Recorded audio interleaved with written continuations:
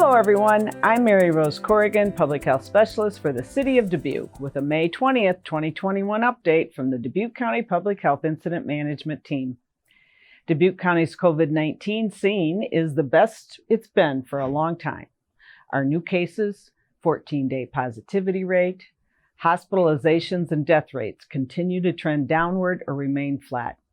And at the same time, vaccinations continue increasing. In fact, Dubuque County has fully vaccinated 48% of our population, which ranks second for all Iowa counties.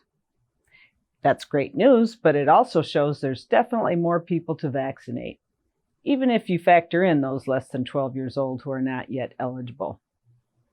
The big news for the week is all the changes around mask wearing and mandates.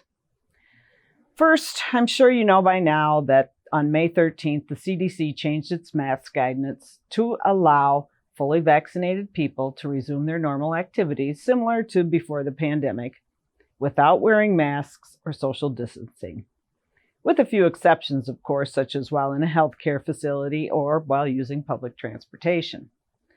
Subsequently, the Dubuque County Board of Supervisors passed a resolution on Friday, May 14th, removing their requirement to wear masks in Dubuque County. And finally, yesterday, May 19th, the Dubuque City Council repealed the city's face covering ordinance. However, the Board of Supervisors and the City Council both still recommend following the CDC and Iowa Department of Public Health guidelines, which only remove the mask requirement for fully vaccinated individuals. Mayor Roy Buell issued a proclamation to this effect and included following all the CDC guidance for fully vaccinated and unvaccinated people. So what does all this mean for our day-to-day lives? Here's some things to keep in mind. Fully vaccinated does not kick in until 2 weeks after your second dose of Pfizer or Moderna vaccine, or 2 weeks after the 1-dose J&J vaccine. Also, businesses, retail establishments, restaurants, and other public places still have the right to require masks, and many are continuing that practice. And one of the reasons for that is to continue to require masks and social distancing is we don't have a really good way to verify or prove if someone is vaccinated, other than your vaccination card or medical record, and you can imagine how complicated it would be to require proof of vaccination during all of our daily activities.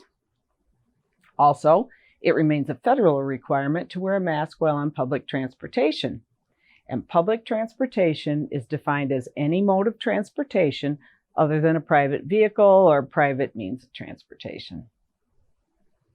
So, in addition to the guidance that fully vaccinated people can modify their behaviors and how much we trust others who say they're vaccinated, we all should be thinking about our own personal risk in a variety of situations and the risk of others we encounter, particularly those we live with and work with or associate with often. Do you or someone you spend time with have a chronic health condition that would cause COVID to be more severe? Remember, 1 in 20 vaccinations is not effective or does not provide complete immunity, and natural immunity may wane or dissipate over time. Or your friend, coworker, or others may not be able to get vaccinated due to an underlying immunosuppressed immune system. And regardless of whether you're fully vaccinated, please respect businesses, restaurants, work sites, and public places where mask and social distancing requirements are still in place. They're there for a reason. And if you don't like whether a place continues to require masks or not, don't go there. It's as simple as that. Finally, if you're going to travel, either within the U.S. or the next zip code or internationally, check on the rate of COVID transmission where you're going and any special quarantine or testing requirements. After looking at that information and keeping in mind that 60% of the U.S. is not fully vaccinated, you may be wise to wear a mask when traveling, even if you are fully vaccinated. The good news is vaccines are available widely from healthcare providers, pharmacies, and public clinics, and most sites do not require an appointment. Call the Sleeves Up phone number at 563-690-MAKE or 563-690-6253 to find out the current vaccination options and if you need help making an appointment or knowing where to go. All vaccinations are free. So this weekend, as the weather starts easing us into summer and we're attending more gatherings, maybe even returning to our work sites, evaluate your COVID-19 risk, the risk of others, and behave in a way to stay safe and COVID-free. Let's all together do our part to slow the spread, stay healthy, and keep others healthy. Have a great weekend, everyone.